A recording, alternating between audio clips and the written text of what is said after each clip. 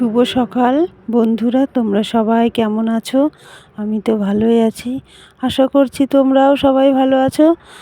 আজকে আমি সকালবেলা দেখো কাজকর্মগুলো শুরু করে দিয়েছি। ঘরে এঁটো বাসন ছিল, সেগুলো বের করে নিলাম, কল পরে রেখে দিয়ে আসলাম।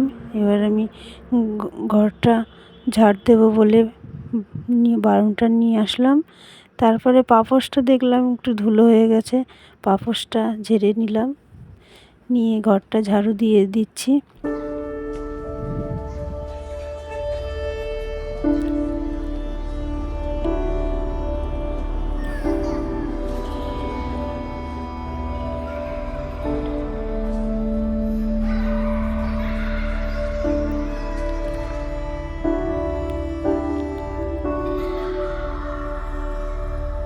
সকাল সকাল উঠতে হয়, কারণ তোমার দাদা ভাই কাজে চলে যায়, তার জন্য তাড়াতাড়ি উঠে আমি কাজগুলো সেরে নিই।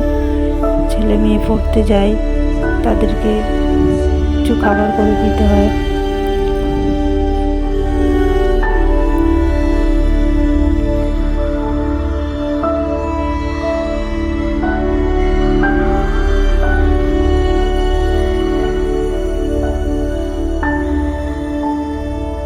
আগের দিন তো বৃষ্টি হয়েছিল, কিন্তু আজকে তো মনে হচ্ছে ভালোই রোদ বেরোবে।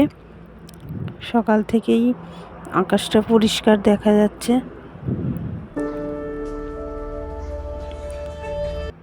ঘর ঝাড় দিয়ে আমি এবার ঘরের দুয়ারগুলো লেপতে গেলাম। ঘরের একটা দুয়ার লেপে এসে আর একটা দুয়ার লেপতে যাব।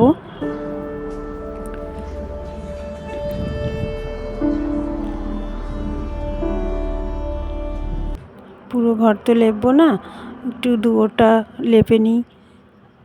পুরো ঘর লেপতে গেলে সময় লাগে বেশি। আমি সপ্তাহে একদিন বৃহস্পতিবারের দিন পুরো ঘর লেপে নিই।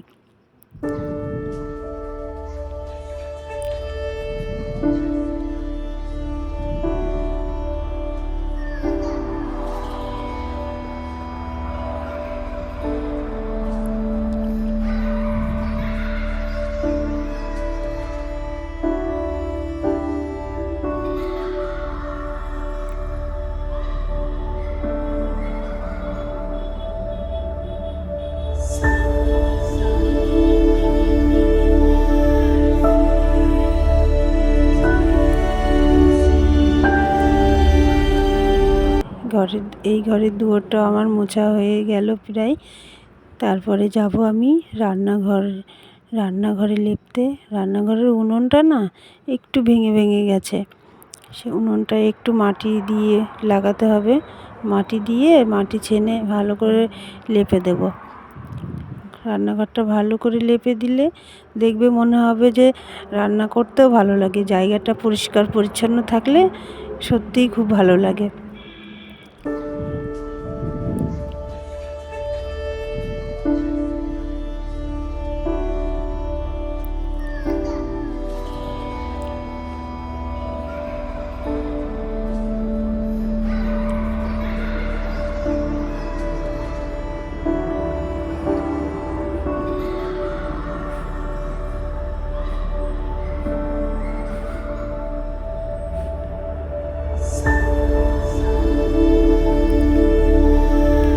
রান্নাঘরটা আমি সম্পূর্ণ লেপে নিলাম। এবার চলে গেলাম কলতলায় বাসনগুলো মাজতে। বাসনগুলো সব মেজে ধুয়ে নিয়ে তারপরে ব্রাশ করব। ব্রাশ ট্রাশ করে গা কাপড় ধুয়ে তারপরে আমি বাসি জামাগুলো ধুয়ে ঠাকুর ঘরে ঢুকতে হবে আমাকে, ঠাকুর ঘর সারার জন্য।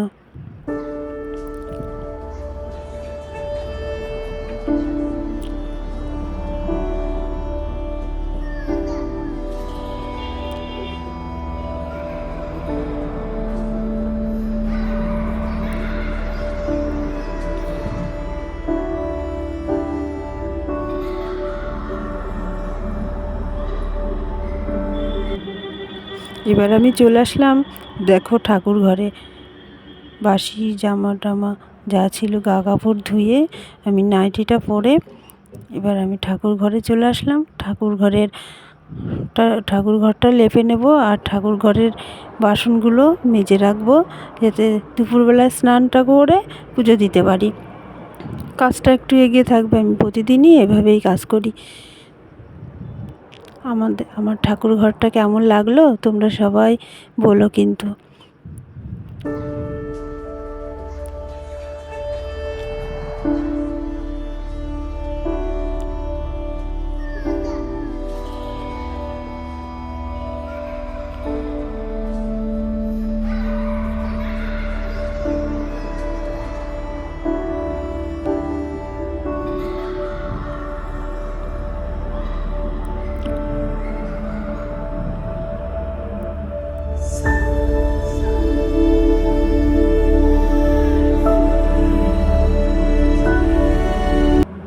ঠাকুর ঘরটা আমি লেপে নিচ্ছি। তারপরে জানো তো আমাকে আবার রান্নাঘরে ঢুকতে হবে। সকালেই তো রান্না করি। তোমাদের দাদাভাই মাছ এনে রেখে গেছে।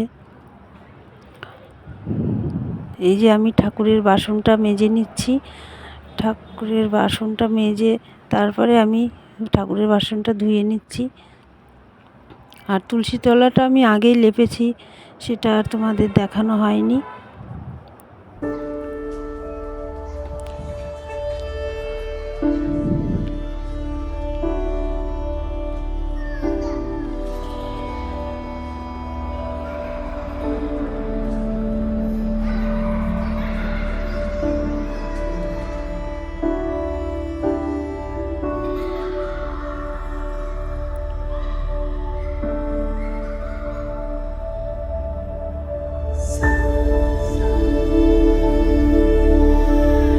বাসনগুলো ধোয়া হয়ে গেছে, এবার আমি ঠাকুর ঘরে রেখে দিলাম।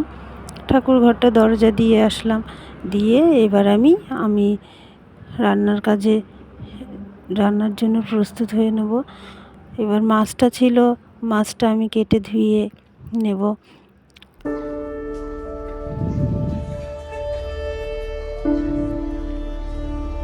মাছটা আমার কাটা ধোয়া হয়ে গেছে। এবার আমি ভাতটা বসিয়ে দিলাম। ভাতটা বসিয়ে দিয়ে আমি মাছের মধ্যে লবণ হলুদটা মাখিয়ে নিই। তারপরে আজকে জানো তো মাছের ঝোল আর শিম চচ্চড়ি করবো। এই দিয়েই আজকে খাওয়া দাওয়া হবে জানো তো।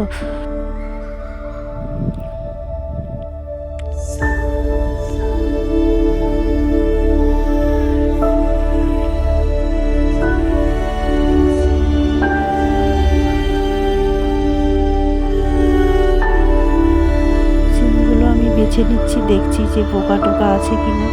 সিমগুলো কাটবো আর দেখে দেখে বেছে নেবো ভালোভাবে।